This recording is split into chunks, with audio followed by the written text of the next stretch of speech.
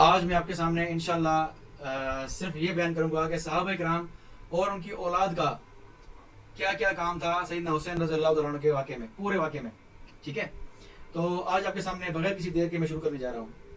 سب سے پہلی بات تو ان صحابہ کرام کی بات کروں گا جب سیدنا حسین رضی اللہ تعالیٰ عنہ کوفہ جا رہے تھے تو کن کن صحابہ کرام نے کیا کیا باتیں کی.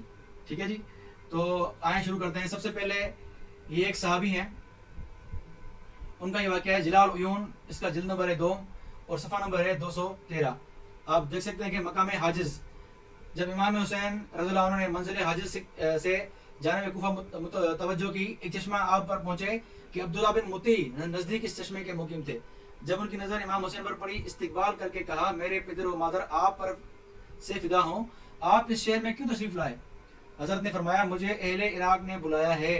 عبداللہ بن مطی نے کہا، میں آپ کو خدا کی قسم دیتا ہوں کہ آپ کو مارز طرف میں نہ رہے اور حرمت اسلام و قریش عرب کو ضائع نہ کیجیے کہ سب کی حرمت آپ کی حرمت سے وابستہ ہے. بخدا سوگند اگر یہ ارادہ کیجیے گا کہ سلطنت بنی امیہ سے لیجیے، وہ آپ کو قتل کر ڈالیں گے اور آپ کو مار ڈالنے کے کسی مسلمان کے مارنے سے پرواہ نہ کریں گے اور کسی سے نہ ڈریں گے. ٹھیک ہے، بس اگر ہرگز آپ کوفہ نہ جائیے اور بنی امیہ کے معترض نہ ہوں. یہ ایک صحابی ہیں عبداللہ بن مطی رضی اللہ تعالیٰ عنہ، سیدنا حسین رضی اللہ تعالیٰ عنہ کو کوفہ جانے سے روک رہے ہیں اور کہہ رہے ہیں کہ وہ آپ کو نقصان دیں گے. ٹھیک ہے، اب آپ دیکھیں، کوئی شاید یہ کہیں کہ وہ صحابی کا ثبوت کیا ہے اس کی، وہ صحابی رسول ہیں.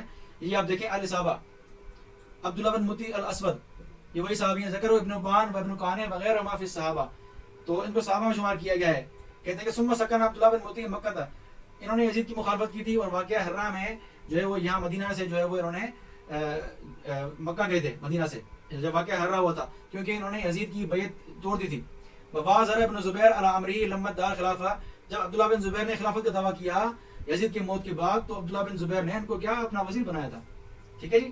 وقتل عبداللہ بن مطی، قتل عبداللہ بن مطی یوم اذن وحملت راسہ ما راس عبداللہ بن زبیر، عبداللہ بن زبیر کے ساتھ ہی قتل ہوئے اور ان کا سر عبداللہ بن زبیر کے ساتھ ہی لایا گیا. تو صحابی رسول سیدنا حسین رضی اللہ تعالیٰ عنہ کا ساتھ دے رہے اور کہہ رہے ہیں کہ بھائی آپ وہاں نہ جائیں کیونکہ یہ کوفہ جو ہے آپ کو جو ہے وہ دھوکہ دیں گے، منافق ہیں.